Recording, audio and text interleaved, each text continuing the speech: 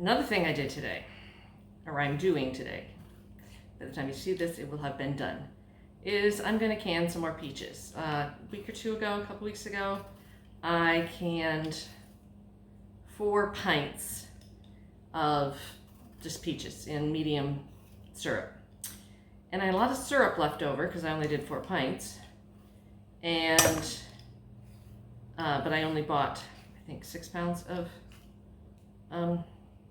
peaches.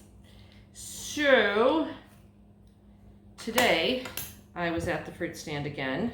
Really great little fruit stand here in Selma. And, oh my God, if you want like those watermelons, the watermelons I remember from a child, but I've never seen in the Midwest since my childhood, ones that are like this big around and webby and oh my God, splashing the blades around. Just big as a small child. That moved to Alabama. They have, everywhere you turn, there's somebody selling a big juicy watermelon. I didn't buy watermelon today, but I bought another thing of peaches and figured I would, since tomorrow's going to be spent doing the electrical work stuff around here, I didn't want to be in the way in the kitchen while he was working in here. So I figured I would peel some peaches today and get those canned because it really doesn't take that long. So behind me, I have my water bath canner heating up with water in it. I have washed my jars and I'm actually going to stick those in the water bath canner here in a minute so that I can get them good and sanitized before I pack peaches in them. And I have my syrup reheating on the stove and I am just peeling peaches. Now these are, what do you call them, freestone peaches. So after I cut them in half, they just pop right off the stones. And right now I'm leaving them in halves. I have not decided if I am going to cut them into wedges, like, you know, or if I'm going to leave them in halves. They're smaller peaches than I had last time, so I think that even the halves will fit into the jars nicely. So, let's see how everything's doing here. Okay, it's all just, I don't want anything to boil dry on me or burn or scorch or anything. I'm just using this little ceramic, stirrup is kind of what I call it. Looks like horse's stirrup. See, like a horse's stirrup. Saddle stirrup peeler on these, and they're peeling beautifully. Last time, I did what my grandmother and my mother always taught me to do, which was get a pot of water boiling and another mixing bowl or something with ice water in it and dunk the peaches in it for a few minutes and then take them out of the hot water and put them into the cold water and then the peels blister and come off. Works great. That's how I do tomatoes. I can't do a tomato with a peeler or a thing. But I found that they were, if I left them in long enough that the peels came off easily, then the first, few centimeters, or not centimeters, centimeter or so, or half a centimeter of peach flesh was mushy too. So today I just decided that I was going to just peel them with the peeler, and it seems to be working beautifully. Now, the other thing I'm trying to do, and I really wish I had a grapefruit spoon to do this, is to kind of scrape out the part where the pit was. Oops, I didn't get all the skin off of that one. There we go. And then I have a little measuring bowl of water with citric acid in it. You could use lemon juice, that's what I did last time, to dip these in after I peel them to keep them from browning. And then I just got them going in a bowl over here. So then once I'm done, well, I'll just take you through the process as I work, but peeling takes forever, but it's the important part. Well, it's the first step. Let's just say that. Okay.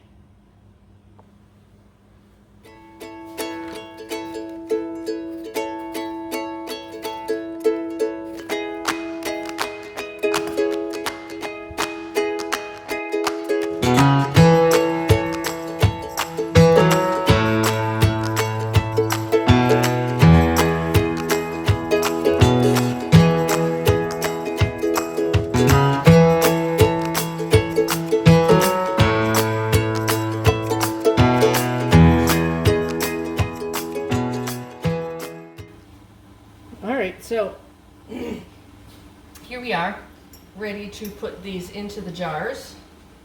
And, well, let's start with one of the jars.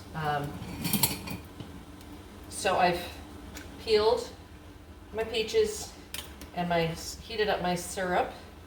And now I've put enough peaches for one jar, probably a little bit more than one jar, in here to get the peaches hot. This is called the hot pack method.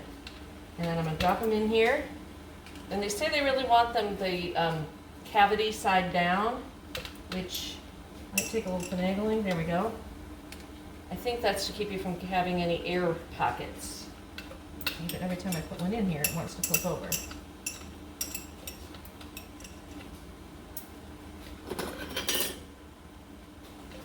There we go. That'll work.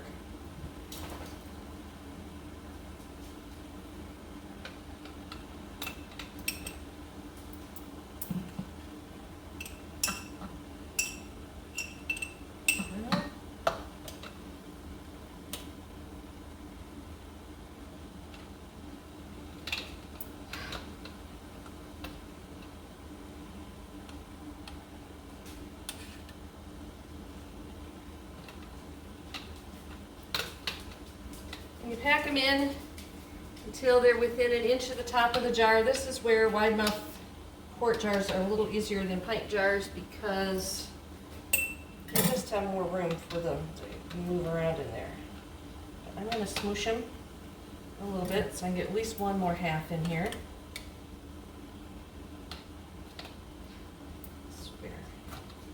There we go. Let's see how that looks. Yeah, that looks pretty good. I might be able to... I think I'm going to try to get this last one in here. I'm going to turn, heat down on my syrup. And then I'm going to push him in here so he's all the way in. There we go. And ladle syrup slowly into the jar.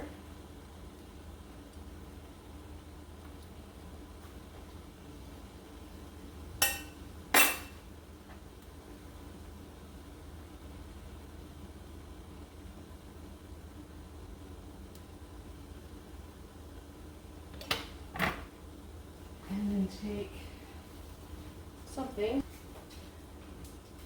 and while I finish that one up, I'm gonna put more peaches in here.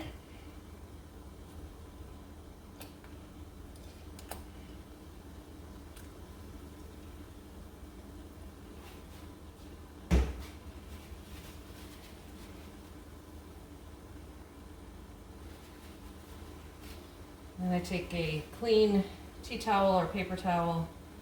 Make sure my edges of the jar are good and clean. Take my lids that have been heating over here, one of them. Of course, my magnetic thing wants to pick all of them up. There we go. Let's get that back on. And place that on there. Make sure it's on right.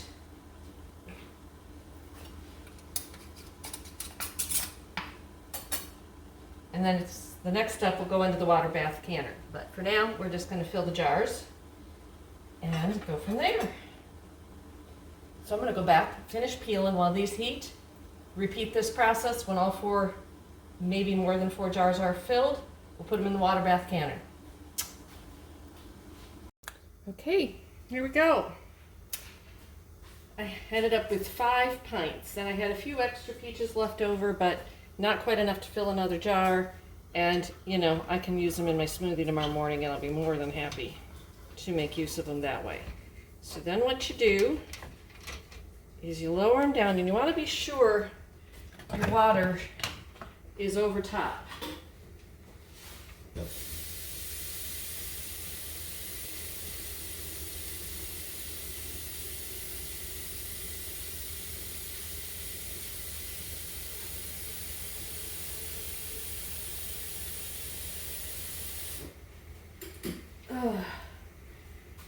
I'm always hesitant to fill this too much when I first start because I've had it overflow on me when I've lowered the jars in.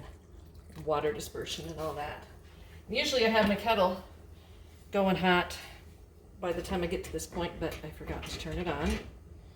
So, yeah, it's over the top of all those jars. So now I'm just gonna let it come back to a boil, which shouldn't take long because it's been simmering on that stove for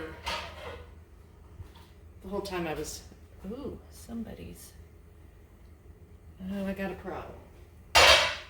You see here these bubbles? I can see that ring has a little bit of a dent in it. So, let's pull that out of there. Get a different ring. And usually I do a real good job of inspecting my rings and lids before I put them on, but I don't know, somehow or other that one got past me. So does that lid. And I have extra lids. Well, that lid does too. Good thing I got lots of extra lids. Okay.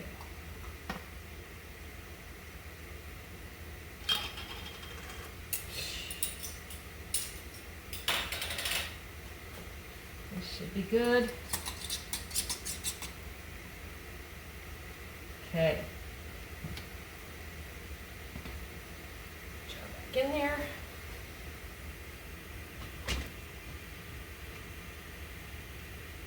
All right, no more problems. I'm gonna put the lid on. And when I know this is back up to boiling, I'm gonna start counting my minutes. So, there you have it. That's Thursday's little job. I'm gonna clean up in here, especially when you've been canning sticky sweet things like peaches and applesauce and all those jams and stuff.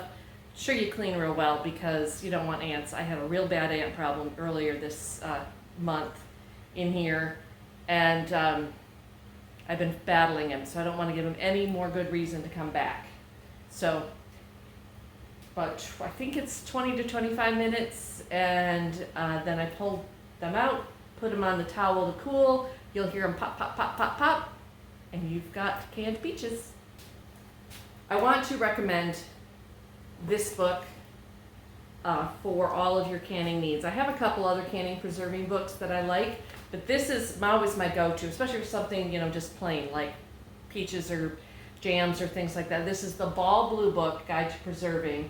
Mine is the 100th anniversary edition from 2009. So I've been doing this for a minute, and I'm wondering if there was a price on it somewhere because I wondered how much they've gone up in price.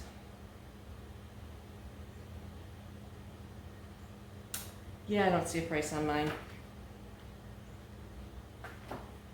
Anyhow, it has lots and lots and lots of different interesting recipes, but just the really good basic safe practices for preserving. Including this video, I'm going to tell you don't rely 100% on what you see on YouTube, Pinterest, blog posts, etc. For canning and preserving. Your county, if you're in the United States, your county extension office, our good old 4-H office, is a great resource. If you pressure can, which I do some things, but these are, if it's high acid or high sugar, it doesn't need to be pressure canned, it'd be water bath canned, which is what I'm doing today. But things like squash and beans and peas and carrots and things like that, corn, need to be pressure canned. So they can test your seal on your pressure canner for you. But anyway, safe practices, clean kitchens, clean utensils. When I was buying my jars last month in Walmart, you know, self-checkout, the couple at the self-checkout next to me, the gal was like, "Oh, what are you going to be canning?" And I'm like, "Oh, I think I'm going to stop at the farmer's fruit stand up here later today and either get peaches or tomatoes or whatever they have that looks good today." She goes, "Oh, well, I made strawberry jam earlier, but I don't have a canner. So my friend said if I just packed it really hot and put the lids on real tight, if they pop, then they were sealed." I'm like, sealing isn't the same as safe canning. Okay, I hear boiling. Okay, I can, about 420, dude, that should be done. So, anyway, yeah, just because your jars seal, because you put hot liquid in them and put a lid and a ring on them, doesn't mean that they've been sterilized. And that's what 25 minutes in the water bath can will give you. So if you're going to seal them like that, put them in your fridge. You can make freezer jam or fridge jam that way, but you're not making shelf stable canned items by doing it that way. So get a reliable source that you know you can trust. And Ball has been teaching us how to can safely for, well, in 2009 it was 100 years. So you do the math. Yeah. And look at that peach cobbler. Ooh, I think I know what's in my future. Okay. That's my canning video for you.